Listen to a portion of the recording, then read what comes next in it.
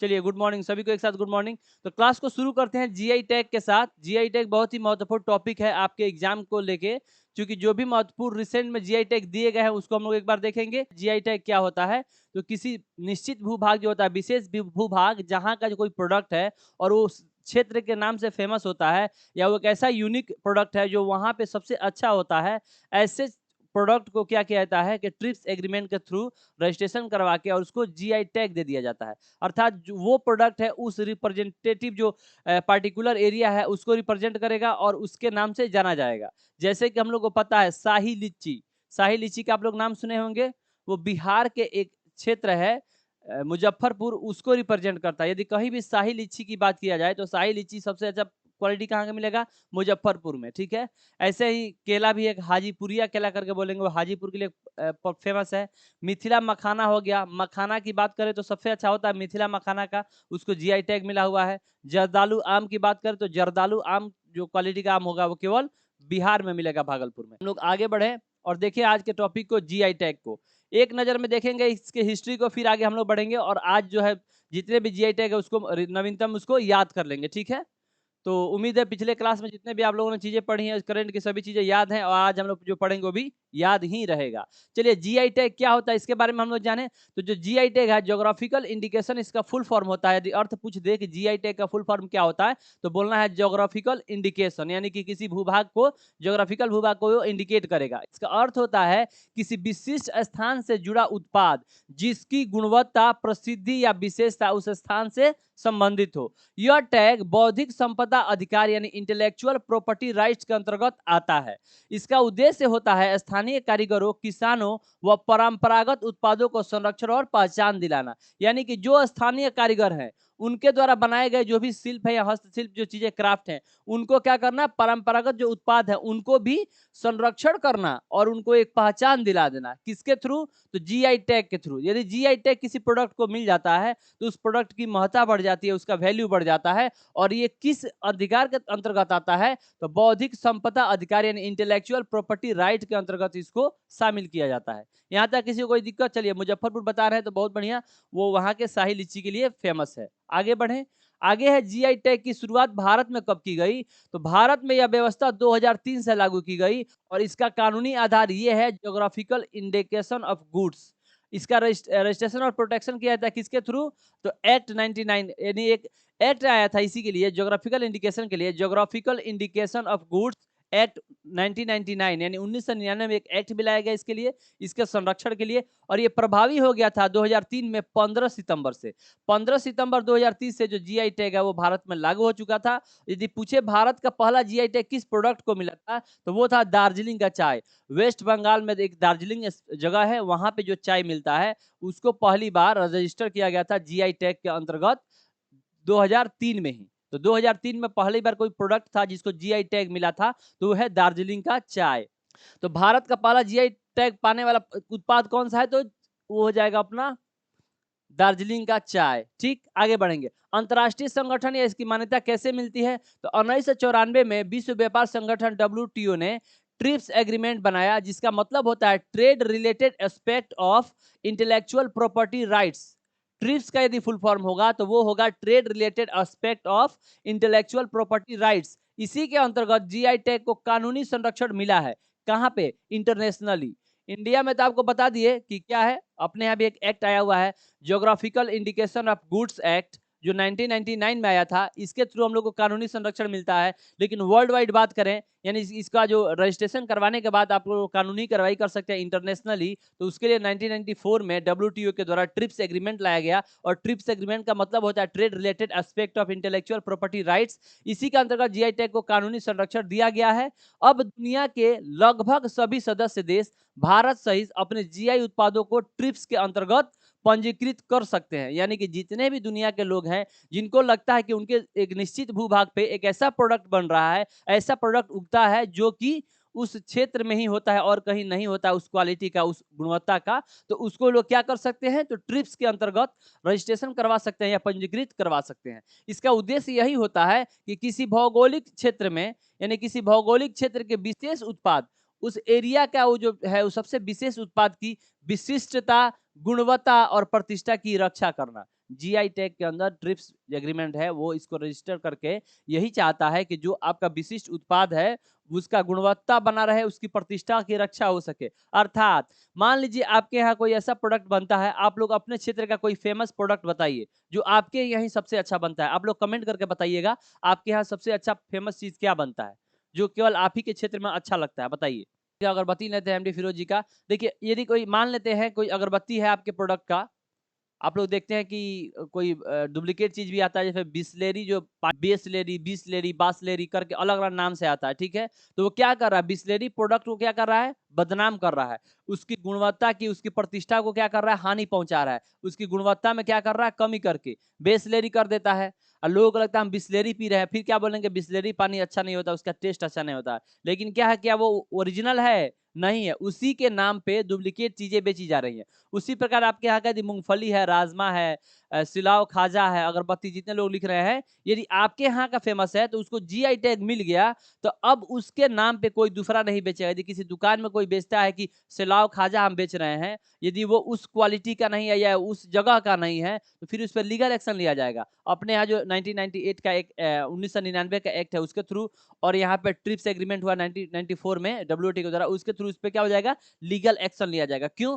क्योंकि वो आपके प्रोडक्ट को उसकी गुणवत्ता को घटा के उसकी प्रतिष्ठा को हानि पहुंचा रहा है। बोल रहा है कि ये भी सिलाव खाजा है, ये भी वहाँ का फेमस राजमा है, और क्या ये डुप्लीकेट दे रहा है। तो ये कब इस पे एक्शन हो सकता है? जब आपको ट्रिप्स एग्रीमेंट के अंतर्गत पंजीकृत कराए हुए हैं अपने प्रोडक्ट को, तभी उसको संरक्षण ये मिलेगा। तो हम ये चाहते हैं कि जो भी स्पेशल चीजें हैं, स्थानीय भौगोलिक क्षेत्र के विशेष उत्पाद है, उसकी गुणवत्ता बनी रहे, विशिष्टता बनी रहे, इसलिए उसको पंजीकृत करके जीआई टैग के अंतर्गत रजिस्टर कर लिया जाता है। ठीक, आगे है उत्पाद के बारे में बात करते हैं। 2025 में कौन से जो रिसेंट ऐड किए गए हैं जीआई टैग में, उसको हम लोग देखेंगे, फिर बिहार के भी उत्पाद को देखेंगे। ठीक है, तो चलिए देखते हैं अभी रिसेंटली 2025 में किन किन उत्पादों को जीआई टैग मिला हुआ है। ठीक है, तो वही चीजें पूछती हैं आपको। जो भी एग्जाम होता है ना, रिसेंटली जीआई टैग तो बहुत सारे मिले हुए हैं, लेकिन जीआई टैग जो रिसेंट में ऐड किए जाते हैं वही पूछे जाते हैं। नोबेल प्राइज तो पिछले हर साल मिलते हैं, इस बार जो नामित हो रहे हैं, एक और बच गया इकोनॉमिक्स के क्षेत्र में, जैसे उसका भी नामांकन हो जाता है, उसकी घोषणा हो जाती है, तो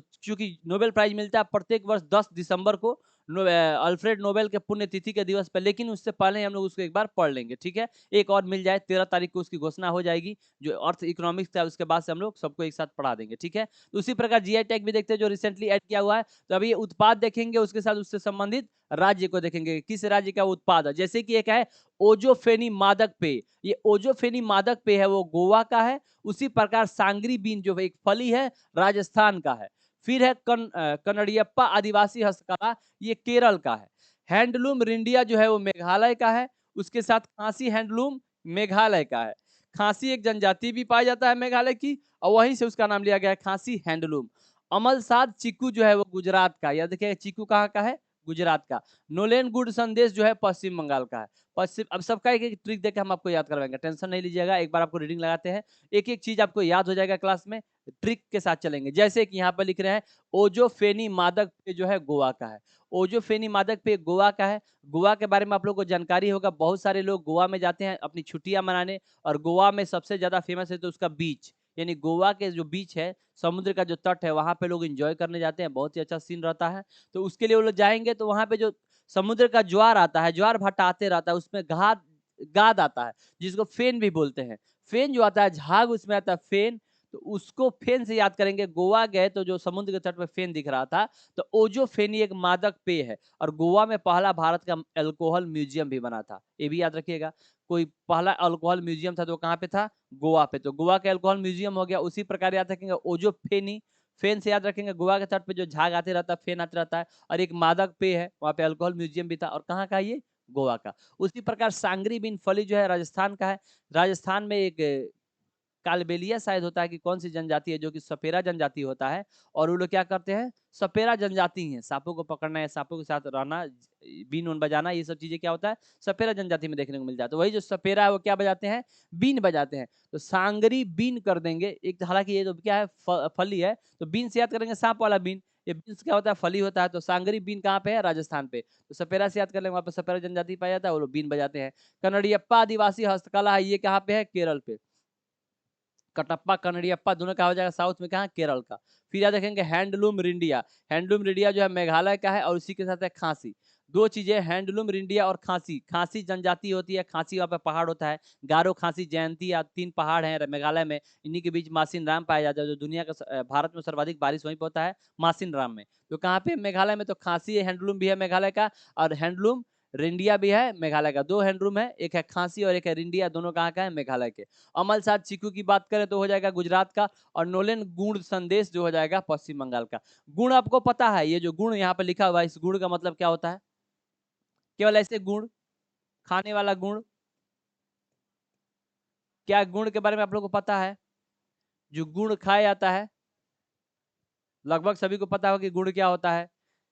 एक मिठास होता है, एक चीनी समझ लीजिए, चीनी का जो अल्टरनेटिव होता है, विकल्प होता है गुड़।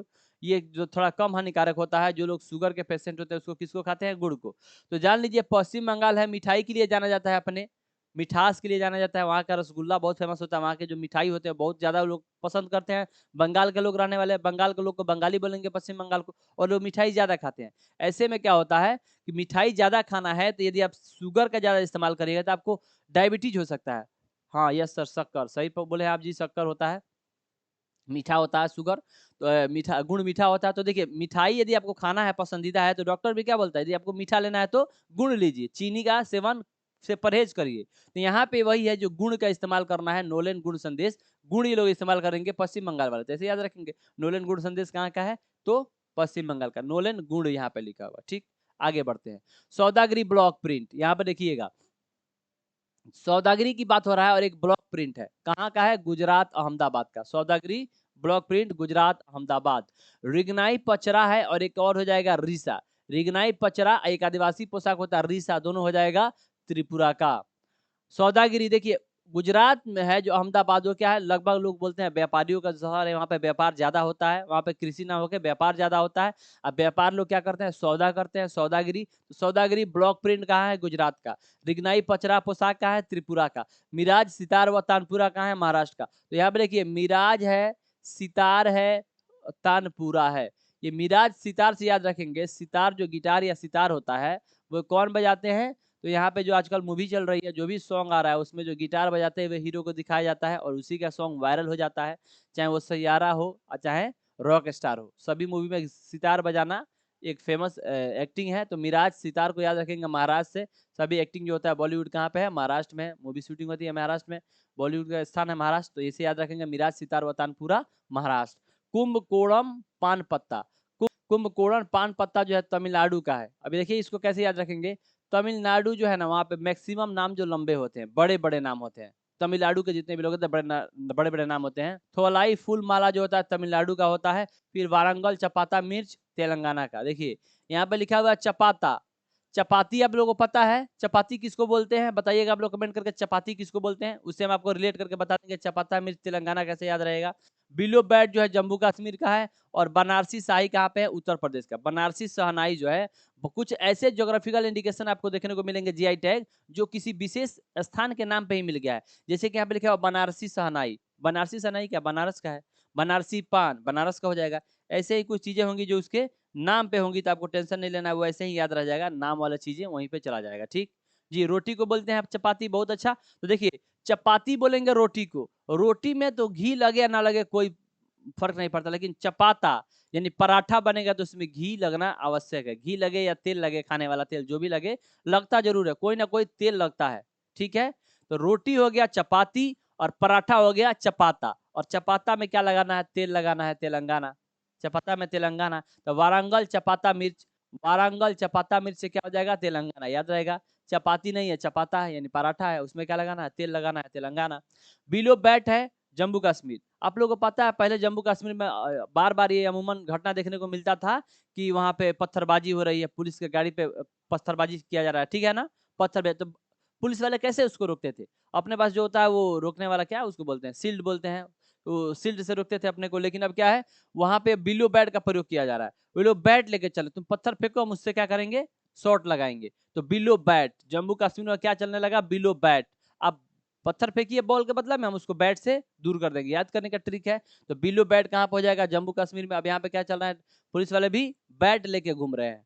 बनारसी शहनाई हो गया उत्तर प्रदेश का। बनारस में जो बचता है शहनाई, उसको बनारसी शहनाई बोलेंगे। ये कुंभकर्ण पत्ता, जो बड़ा पत्ता कुंभकर्ण के लिए है। तो बड़े बड़े नाम भी कहाँ पर तमिलनाडु में देखने को मिलते हैं। बता दिए सितार बजाते हैं महाराष्ट्र में। अथोलाई फूल माला भी है कहाँ पे, महाराष्ट्र तमिलनाडु में। वारंगल चपाता, चपाता तेलंगाना, बिलो बैट जम्मू कश्मीर और सनाई बनारसी का हो जाएगा बनारस। आगे है कुछ उत्पाद, घर चोला साड़ी गुजरात का, घर चोला साड़ी गुजरात का। घर चोला साड़ी से याद रखेंगे गुजरात में जो डांडिया खेला जाता है, गुजरात का फेमस जो है अभी नवरात्रि में हुआ है डांडिया। डांडिया में क्या होता है कि वहाँ का एक ट्रेडिशनल ड्रेस है, महिलाएं घाघरा चोली पहनती हैं और पुरुष जो होता है धोती कुर्ता टाइप का ड्रेस पहनते हैं। तो जो घाघरा चोली से याद रखेंगे घाघरा चोला या घर चोला साड़ी कहाँ का हो जाएगा, तो गुजरात का। घर चोला साड़ी कहाँ का, गुजरात का। वहां पे गुजरात में डांडिया, डांडिया में घाघरा चोली पहना जाता है। यहाँ पे घाघरा चोला नहीं है, घर चोला साड़ी है, वो भी कहाँ का हो जाएगा, गुजरात का। ऐसे याद रखेंगे, घर चोला से याद रखेंगे गुजरात। पश्मीना ऊन लद्दाख में, लद्दाख में ठंडी ज्यादा है और वहां पे ठंडी से बचने के लिए एक ऊन बनाया जाता है पश्मीना ऊन, और ये उसके लिए क्या है, फेमस है, इसलिए वहां पे मिल गया इसको जीआई टैग। जो पश्मीना ऊन लद्दाख का होगा उसकी क्वालिटी कहीं और की नहीं होगी। Ajrak print, Ambaji white marble दोनों हो जाएंगे गुजरात के। गुजरात में आपको बताया कि एक बोले सौदागिरी ब्लॉक प्रिंट, सौदागिरी कौन करेगा, तो गुजरात के लोग करेंगे, व्यापारी लोग। तो कोई व्यापारी लोग जब व्यापार करते हैं तो उनके पास धन दौलत भी बहुत ज्यादा होगा, तो वो लोग क्या करेंगे, अंबाजी व्हाइट मार्बल लगाएंगे। मार्बल में ऐसा नॉर्मल नहीं, व्हाइट मार्बल संगमरमर जैसा मार्बल लगाएंगे। तो अंबाजी व्हाइट मार्बल भी गुजरात का हो जाएगा। और अजरक प्रिंट, एक तो सौदागिरी ब्लॉक प्रिंट था ही, उसके साथ अजरक प्रिंट भी हो जाएगा। दो प्रिंट यानी प्रिंटिंग भी करवाना अच्छे से। तो अजरक प्रिंट अंबा और क्या बोले इसके पहले सौदागिरी ब्लॉक प्रिंट दोनों हो जाएगा। उसके साथ अंबाजी व्हाइट मार्बल सभी क्या हो जाएंगे, गुजरात के जीआई टैग प्राप्त प्रोडक्ट हो जाएंगे। सांझी क्राफ्ट जो है, सांझी क्राफ्ट मथुरा का है और ये उत्तर प्रदेश में पाया जाता है। सांझी क्राफ्ट मथुरा का और ये उत्तर प्रदेश में पाया जाता है। एक पीलीभीत की बांसुरी है, उसको भी उत्तर प्रदेश का, उसको जीआई टैग मिला। दोनों कहाँ के हैं, ये यूपी के हैं। यूपी के दो प्रोडक्ट सांझी क्राफ्ट और बांसुरी, एक मथुरा का सांझी क्राफ्ट हो जाएगा और बांसुरी पीलीभीत का हो जाएगा। दोनों कहाँ पे हो जाएंगे, उत्तर प्रदेश। एक गोंड पेंटिंग है, गोंड एक जनजाति पाई जाती है मध्य प्रदेश में और उन्हीं वहीं से उनका एक पेंटिंग है गोंड पेंटिंग, जो मध्य प्रदेश के जनजातियों का पेंटिंग है और उसका क्या मिला है, जीआई टैग मध्य प्रदेश को मिला है। गोंड जनजाति कहाँ पाई जाती है ज्यादातर, तो मध्य प्रदेश में। या मध्य प्रदेश में कौन सी जनजाति पाई जाती है, बहुत सारी जनजातियों में एक जनजाति कौन सी है, गोंड भी है। तो गोंड जनजाति मध्य प्रदेश और उसका पेंटिंग भी है मध्य प्रदेश, तो गोंड पेंटिंग मध्य प्रदेश। रतलाम रियावन लहसुन जो है वो मध्य प्रदेश का। वहीं पे जब गोंड पेंटिंग है तो उन लोग का जो लहसुन है, ऐसे नॉर्मली हम लोग क्या बोलते हैं लहसुन, यदि किसी को जनजाति को बोलना हो तो उन लोग का लहसुन का नाम क्या है, तो रतलाम रियावन लहसुन। याद रखिएगा, ऐसे भी बड़ा नाम रियावन, रतलाम रियावन लहसुन जो मध्य प्रदेश का है, ये एक लहसुन का एक अलग नाम है जो कि वहाँ के लिए फेमस है। ये से याद रहेगा आप लोगों को। आगे बढ़े, तो ये चीजें हो गया। घर चोला साड़ी कहाँ का, गुजरात का। पश्मीना ऊन कहाँ, लद्दाख का। अजरक प्रिंट अजमाजी व्हाइट मार्बल गुजरात का। सांझी क्राफ्ट मथुरा का। बांसुरी जो पीलीभीत का, मथुरा, तो दोनों है, मथुरा और पीलीभीत दोनों कहाँ पे, उत्तर प्रदेश में। सांझी क्राफ्ट मथुरा का है, बांसुरी पीलीभीत का है। गोंड पेंटिंग मध्य प्रदेश और रतलाम रियावन लहसुन हो जाएगा मध्य प्रदेश। सर कुछ चीजें हैं उसको याद करने के लिए थोड़ा सा उसमें बदलाव कर लिया डाटा ना, तो याद रहता है। ऐसे पढ़ेंगे बार बार भूल जाएगा, लेकिन थोड़ा सा उसमें बदलाव करेंगे, जैसे हमको दिख जाएगा क्या, अजरक प्रिंट या अंबाजी व्हाइट मार्बल। तो ऐसे आता है कि व्हाइट मार्बल कौन लगवा रहा था, गुजरात के लोग लगवा रहे थे। घर चोला साड़ी हो गया तो याद रहेगा, घर चोला साड़ी घाघरा चोला से याद रहेगा, कहाँ पे हो जाएगा, गुजरात का। पश्मीना ऊन ज्यादा ठंडी कहाँ लगती है वहां, तो लद्दाख में। लद के आदमी सो जाता है, ठंडी का दिन है, गर्मी के दिन दूर हटो दूर हटो दूर हटो, लेकिन जाड़ा के दिन है तो एक पास आदमी सट के सोता है। वहीं पर लद्दाख में लद के सोएगा, कौन सा वहां पर ऊन है, तो पश्मीना ऊन है। ऐसे उत्तर प्रदेश की चीजें हैं, याद रहेगा। याद करना है यदि ज्यादा दिन तक, मतलब भूले नहीं, क्योंकि हम लोग को जो प्रश्न होगा वो एमसीक्यू बेस्ड आएगा। ऐसे आपको लिखना नहीं है, लिखना होता है तो आपको प्रॉपर कंप्लीट याद करना होता है। थोड़ा सा नाम में फेरबदल करके याद करेंगे, क्योंकि एमसीक्यू रहता है, देख के ऑप्शन याद आ जाता है, ठीक है। आपका कमेंट दिख रहा है। चलिए आगे बढ़ते हैं, उत्पाद के बारे में बात करेंगे। तो एक तिरंगा बर्फी है बनारस का, उसको भी उत्तर प्रदेश में जीआई टैग मिला हुआ है। किसका, तिरंगा बर्फी का। एक मांजुली मुखौटा है और पांडुलिपि पेंटिंग है, दोनों कहाँ के हैं, असम के। तिरंगा बर्फी और मांजुली मुखौटा दोनों कहाँ के हैं, तो असम के। फिर बात करेंगे आदिवासी पोशाक, एक रीसा, एक बताए थे आपको, एक रिगनाई पचरा था, वो भी आदिवासी पोशाक था, कहाँ का, त्रिपुरा का। और यहाँ पे है रीसा, एक रीसा नाम का पोशाक, वो भी कहाँ का है, त्रिपुरा का। पोशाक आदिवासी दोनों कहाँ हो जाएंगे, त्रिपुरा के। माजुली मुखौटा और पांडुलिपि, देखिए यहाँ पे एक था, यहाँ पे गोंड पेंटिंग था, यहाँ पे है पांडुलिपि पेंटिंग। गोंड पेंटिंग मध्य प्रदेश। और पांडुलिपि पेंटिंग पेंटिंग कहाँ का हो जाएगा, तो असम का। एक माजुली मुखौटा होता है। मांजुली से आपको कुछ याद आ रहा है, यहाँ पे क्या है, मांजुली से याद रखिएगा, जो मांजुली है दुनिया का सबसे बड़ा नदी द्वीप है, और वो कहाँ पाया जाता है, असम में। दुनिया का सबसे बड़ा नदी द्वीप पूछेगा तो क्या हो जाएगा, मांजुली, और वो कहाँ पे हो, असम में है। ठीक, तो असम का सबसे बड़ा जो है वो नदी द्वीप नहीं है, दुनिया का सबसे बड़ा है। किस नदी पे है, ब्रह्मपुत्रा नदी पे। ठीक, तो ब्रह्मपुत्रा नदी पे, हाँ, मंजूलिका उनको याद आ रहा है, मांजुली से इनको आ रहा है, बहुत लोग बोल रहे हैं मंजूलिका। ये मंजूलिका ऐसे नहीं याद रखना है, कुछ करंट का भी डाटा याद करेंगे, कुछ स्टैटिक याद करेंगे, मिक्स करके ज्यादा डाटा याद हो जाएगा। ठीक है, मांजुली से यहाँ पे मंजूलिका नहीं याद रखेंगे, मंजूलिका तो ठीक है, ये भी बढ़िया है, लेकिन उसके साथ कुछ डाटा है तो उसको भी देख लेते हैं। ये मांजुली से मंजूलिका लोग बोल रहे हैं, आमी जे तुआ। तो मांजुली मुखौटा जो असम में है, और असम का सबसे बड़ा क्या है, असम का सबसे बड़ा नदी द्वीप है। और किस नदी पे है, ब्रह्मपुत्र नदी पे। स्टैटिक पूछा जाता है। ठीक है, मताबरी पेड़ा जो है वो त्रिपुरा का है, मताबरी पेड़ा त्रिपुरा का है। सिल्वर पिलिग्री है उड़ीसा का, और ढेकनाल माझी जो है वो उड़ीसा का है। नरसारपुर क्रोशिया लेस जो शिल्प है आंध्र प्रदेश का है। अविनाश जी आप मैसेज कर दिए, जो ऑफिस का नंबर है ना उस पर आप मैसेज कर दिएगा, मैं अविनाश सर से बात करना है, हम आपसे बात कर लेंगे। ठीक है, ऑफिशियल नंबर पे मैसेज कर दीजिएगा। डेकनाल माझी है उड़ीसा का, नरसारपुर क्रोशिया लेस है आंध्र प्रदेश का। देखिए छोटे छोटे ट्रिक अब इसमें हम लोग देना स्टार्ट करते हैं। मताबरी पेड़ा त्रिपुरा, त्रिपुरा में क्या है, तो देखिए त्रिपुरा में दो हम लोग पोशाक याद किए हैं, एक है रिगनाई पचरा, एक है आदिवासी पोशाक रीसा। आदिवासियों का पोशाक पढ़ रहे हैं अभी तक हम लोग त्रिपुरा में, और एक पेड़ा है। आप खाइएगा ना तब मात जाइएगा, यानी आप मातने का मतलब समझ रहे हैं, नहीं समझ रहे हैं, नशे में हो जाइएगा। जो मतावरी पेड़ा है वो त्रिपुरा का है, और ये कौन लोग खाते हैं, आदिवासी लोग खाते हैं। जैसे आदिवासी लोग यदि आप खाना खाते हैं, देखिए सभी लोग आदिवासी नहीं होते त्रिपुरा के, बस आदिवासी जो दो जीआई टैग मिल गया, रिगनाई पचरा को मिल गया और रिसा को मिल गया आदिवासी पोशाक, तो इसलिए ट्रिक हम लोग बैठा रहे हैं आदिवासी के नाम पे। जब भी आदिवासी वाला कुछ चीज दिखे तो हम लोग क्या कर लेंगे, याद कर लेंगे त्रिपुरा को। ठीक है, ऐसा नहीं समझिएगा त्रिपुरा में केवल आदिवासी लोग भरे हैं। ठीक है, क्वालिटी कम कर लीजिएगा, क्वालिटी भी ज्यादा हो जाता है तो रुकता है 360 पे करिए, क्लियर दिखेगा, वहां से आपको क्लियर हो जाएगा। चलिए, तो मतावरी पेड़ा, मत जाइएगा किनके पेड़ा को खा के, तो आदिवासियों के पेड़ा को खा के तो हो जाएगा मतावरी पेड़ा त्रिपुरा। सिल्वर पिलिग्री है उड़ीसा का, और है ढेकनाल माझी, ये दोनों को एक साथ याद रखेंगे, उड़ीसा का है ढेकनाल माझी और सिल्वर पिलिग्री। नरसारपुर क्रोशिया लेस शिल्प है वो कहाँ का है, आंध्र प्रदेश का। देखिए नरसारपुर जगह है, क्रोशिया लेस शिल्प है, तो क्रोशिया लेस इसमें नाम आ रहा है ना, क्रोशिया लेस। और लेंस आपको पता है किनको लगता है, लेंस उन्हीं को लगेगा जिनका आंख हो जाएगा खराब, और जिनका आंख खराब होता है उनको चिढ़ाने के लोग अंधा बोल देते हैं। अंधा वो होता है जिसको कुछ ना दिखे, लेकिन आंख खराब है उसको लोग क्या बोलता है, अंधा हो गए हो क्या। तो लेंस किसको लगता है, अंधा हो गए हो क्या, लेंस लगा लो, तो क्या हो जाएगा, क्रोशिया लेस। कहाँ का, आंध्र प्रदेश का, आंध्र प्रदेश यानी अंधा प्रदेश। और क्या अंधा हो गए हो तो क्या लगा लो, लेंस लगा दो, क्रोशिया लेस। कौन सा लो, lens, crochet lace. Crochet lace हल शिल्प कहाँ का है जी, आंध्र प्रदेश का, याद रहेगा। मोनप्पा हैंडमेड कागज और वांचो शिल्प दोनों अरुणाचल प्रदेश का है। दो चीजें हैं, मोनप्पा हैंडमेड कागज और वांचो शिल्प अरुणाचल प्रदेश का हो जाएगा।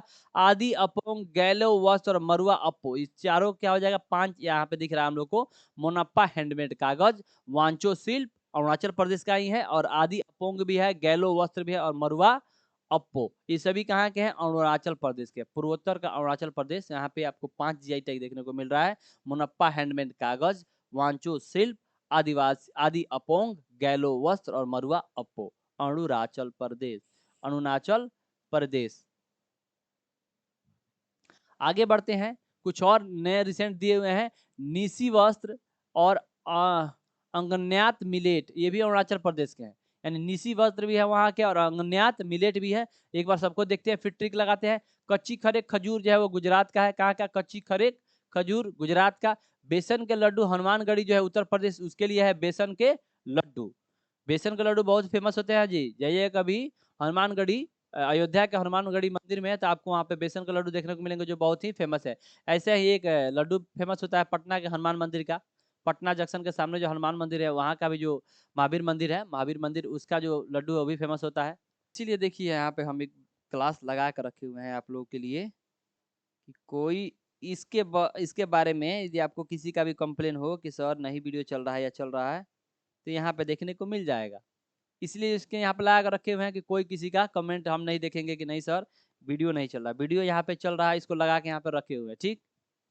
तो अब ये तो दिक्कत आपको नेट वाला है, थोड़ा नेट वाले एरिया में जाइए या उसको क्वालिटी को कम करिए। बेसन के लड्डू हनुमानगढ़ी उत्तर प्रदेश, रेड आंट चटनी और डोंगरिया कोंद सॉल उड़ीसा। देखिए लाल चिट्टी का चटनी है, रेड आंट चटनी। दो चार जब भी कभी चटनी की बात करें तो आपको मारना है आंख बंद करके उड़ीसा, यानी कि किसी और कहीं और के चटनी को जीआई टैग नहीं दिया गया है। आपको बता दें यदि कहीं चटनी की बात आए तो चटनी क्या हो जाएगा, केवल और केवल उड़ीसा का। बोल रहे इतना कैसे याद होगा, पूजा कुमारी जी बोल रहे देखिए इतना सबको याद नहीं करना है, कुछ कुछ याद कर लेंगे जो इम्पोर्टेंट लगता है, ठीक है, जिस पर ट्रिक बैठता है उसको भी अच्छे से याद कर लेंगे। बाकी तो एग्जाम में क्या होता है ना, ऑप्शन देखने को मिल जाएगा। देखिए अभी आपको हम एक क्वेश्चन देख के समझा देंगे कैसे एग्जाम में आपको लगाना होता है। कई बार आपको कुछ चीजें याद है, कुछ नहीं याद है, यदि कुछ नया पूछ दे सब तो याद रहेगा नहीं आपको। रामसर साइट हो गया या जीआई टैग हो गया, बहुत सारी चीज, इतना डाटा एक साथ नहीं याद होगा। लेकिन आप कैसे उसको बनाइएगा बिना जाने हुए सवाल को, जो पढ़ाए इसके अलावा भी कोई चीज आएगा तो कैसे उसको डील करिएगा, अभी हम एक प्रश्न देके आपको समझा देंगे, ठीक है। उसके लिए आप चिंता मुक्त रहिए, जितना याद करते हैं उतना याद रखिए ट्रिक से, और कुछ आप अपना ट्रिक लगा सकते हो तो जरूर बताइएगा।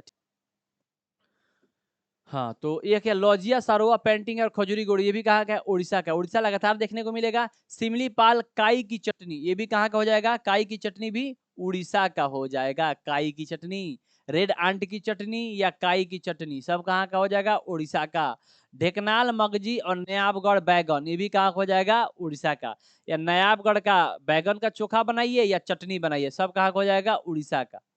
उड़ीसा में है ढेकनाल नयागढ़ का बैगन या ढेकनाल मगजी, ये सभी चीज कहाँ के हो जाएंगे, तो उड़ीसा का। याद रखिएगा लौजिया सरोवा पेंटिंग, खजूरी गुड़, सिमली पाल काई की चटनी, ढेकनाल मगजी, नयागढ़ बैगन, रेड एंड चटनी और डंगरिया कोंद सॉल, सभी क्या हो जाएगा, उड़ीसा। यहाँ पे एक सॉल है, साल एक ही मिला है, जो डोंगरिया कोंद सॉल है। डोंगरिया कोंद सॉल, सॉल क्या करते हैं, उड़ते हैं, उड़ने से उड़ीसा याद रहेगा। सॉल को उड़ा जाता है, सॉल को तो माथे पे बांधा नहीं जाता है गमछी की तरह, वो क्या है, सॉल ओढ़ने के लिए है, और ओढ़ने के लिए उड़ीसा याद रहेगा। सभी चटनी कहाँ हो जाएगा, उड़ीसा का हो जाएगा। एक बैगन है, बैगन का चटनी भी बना सकते हैं, चोखा भी बना सकते हैं, तो भी क्या हो जाएगा, उड़ीसा का, ठीक है। तो लगभग लगभग सभी चीजें उड़ीसा का याद हो गया।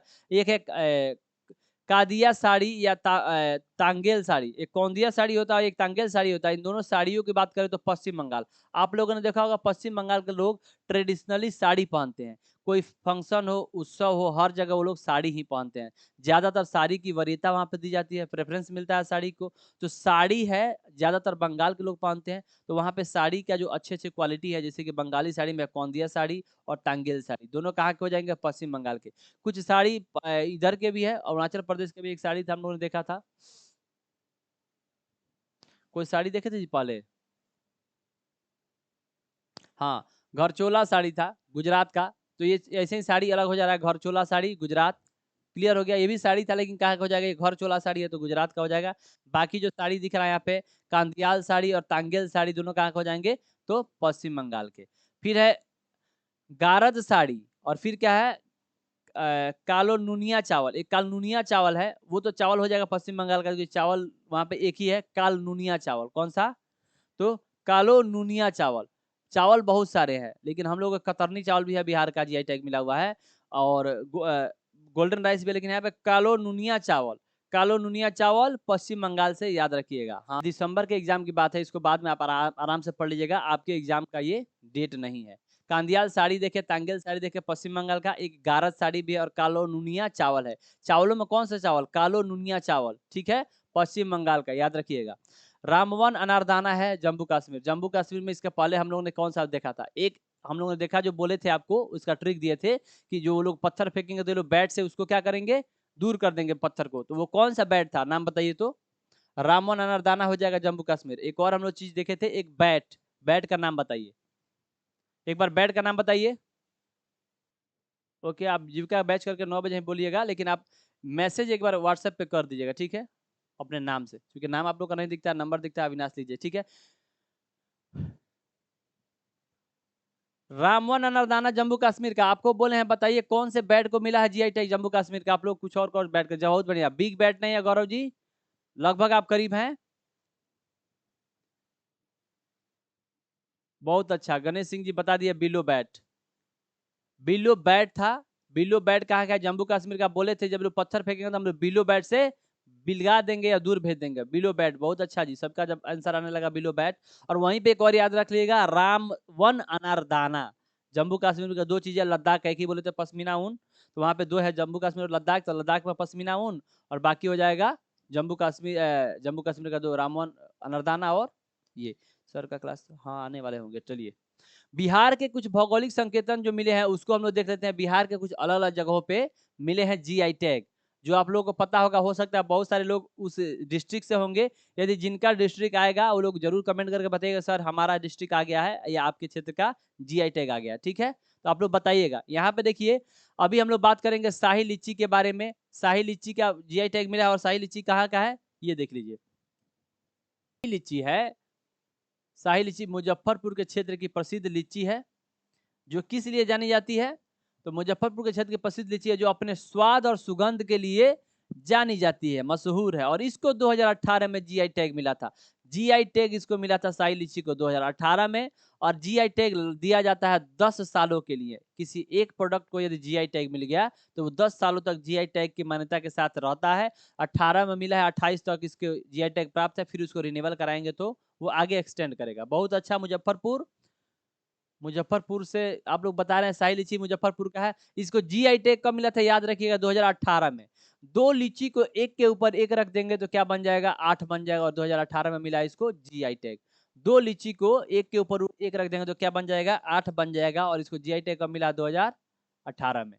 याद रहेगा, दो लीची के ऊपर लीची रखेंगे तो क्या बन जाएगा? 8 बन जाएगा। और क्या इसको मिला था इसको जीआई टैग? तो 18 में। फिर बोलते हैं, तो ये भोगलपुरी नहीं है, भागलपुरी है। यहाँ पे भी दिक्कत थोड़ा सा है। तो भागलपुरी जो जर्दालू आम, कौन सा आम? भागलपुरी जर्दालू आम। नाम ही में है भागलपुरी, भागलपुर का है तो भागलपुरी नाम में ही है, भागलपुरी जर्दालू आम। कहाँ का है? भागलपुर का है। अब बताइए, आम में क्या क्वालिटी आप खोजते हैं? यदि आपको कोई आम खाने को दिया जाए तो आप उसके अंदर क्या चीज चाहते हैं? आम कैसा होना चाहिए? आम की तीन ही विशेषता है।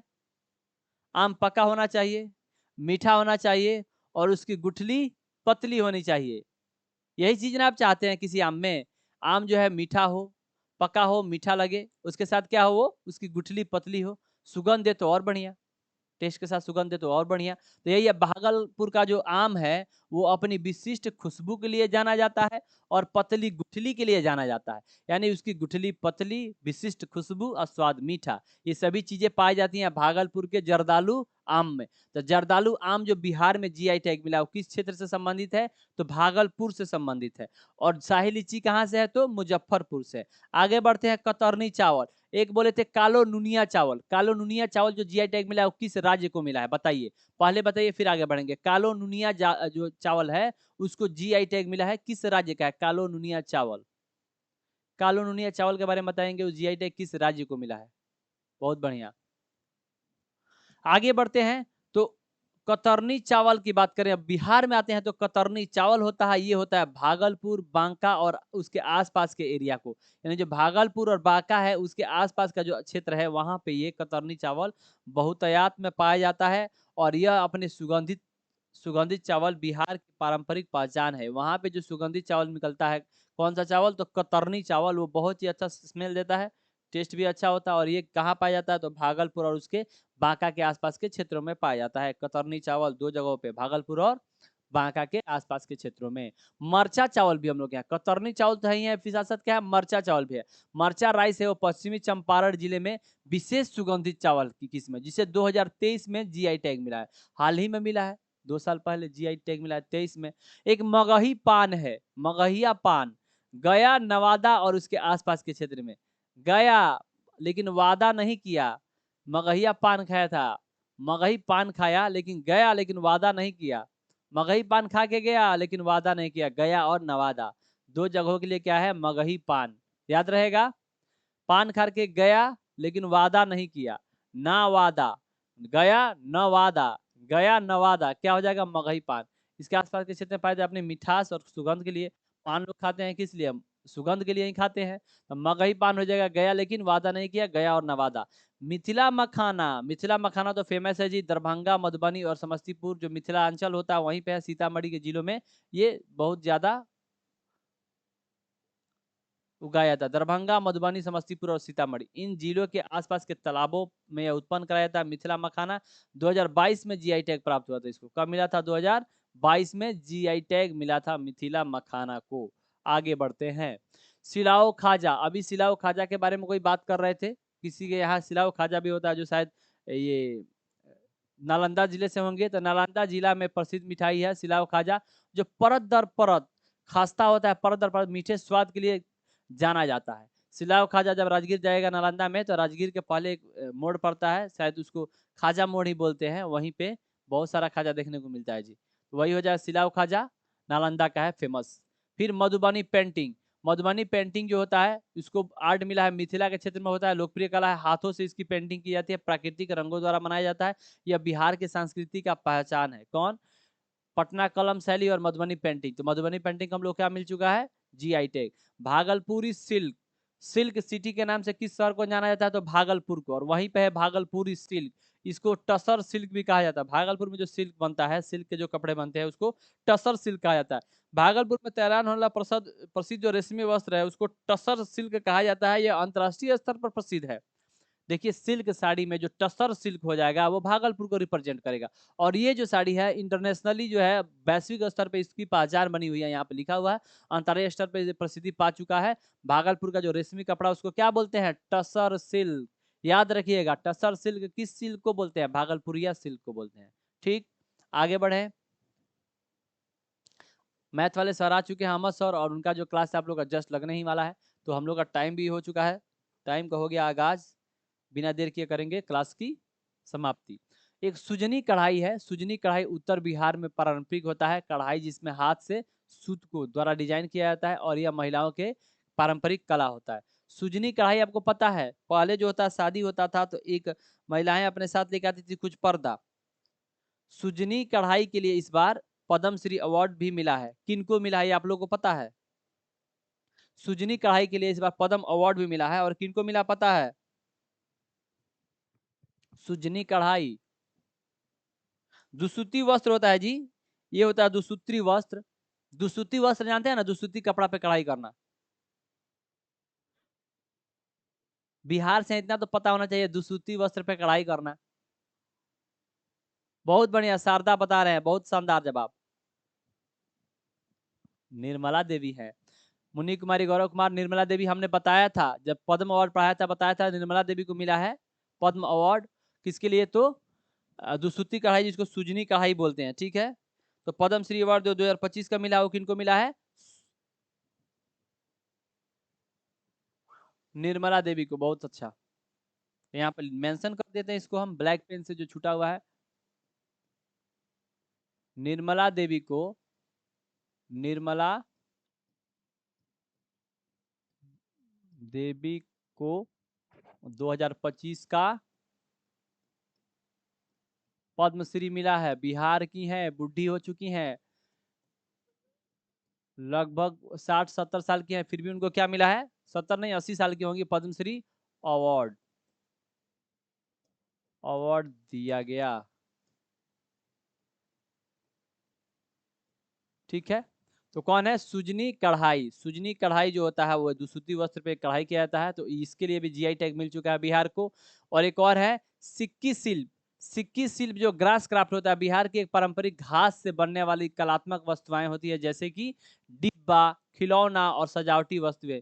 जो घास फूस से तैयार किया जाता है, वो होता है, उसको बोलते हैं सिक्की शिल्प। और इसका है, इसको मिला सिक्की शिल्प को बिहार के पारंपरिक घास बनाने वाले कलात्मक। कुछ नहीं देखते आप लोग, घास के डब्बे उब्बे मिलते हैं, जो लगता है यहाँ पे दिव्य कला मेला लगेगा गांधी मैदान में दिसंबर में, तो वहां पे देखने को मिलेगा। ठीक है, चलिए, वेरी गुड। तो आज के क्लास को यहीं पे करते हैं समाप्त। हम लोग देखा बिहार के जितने भी जीआई टैग प्राप्त है चीजें हैं, जैसे कि आपने 10 चीजों को देखा। मरचा चावल देखा, शाही लीची मुजफ्फरपुर भागलपुर का, जर्दालू आम देखे, कतरनी चावल जो भागलपुर और बांका मिला था वो है, मरचा चावल पश्चिमी चंपारण का है, मगही पान गया और नवादा का है, मिथिला मखाना दरभंगा मधुबनी और सीतामढ़ी क्षेत्र में पाए जाएंगे, सिलाओ खाजा नालंदा जिला में है, राजगीर में पाया जाता है। मधुबनी पेंटिंग की बात करें तो मिथिला क्षेत्र में लोकप्रिय है, हाथों से इसमें क्या करता है? प्राकृतिक रंगों द्वारा पेंटिंग किया जाता है। भागलपुरी सिल्क की बात करें तो भागलपुर में तैयार होने वाला एक रेशमी कपड़ा होता है, और वहाँ के रेशमी कपड़ा को बोलते हैं टसर सिल्क। सुजनी कढ़ाई है, इसके लिए तो पद्मश्री भी अवार्ड मिल चुका है किनको, निर्मला देवी को। सिक्की शिल्प जो है बिहार के पारंपरिक घास पर बनने वाला कलात्मक वस्तु होता है। तो चलिए आज के क्लास को यहीं पर करेंगे समाप्त, क्योंकि समय हो चुका है, समय ज्यादा नहीं लेना चाहिए। अगला क्लास जो आपका मैथ का होगा, सर आ चुके हैं, क्लास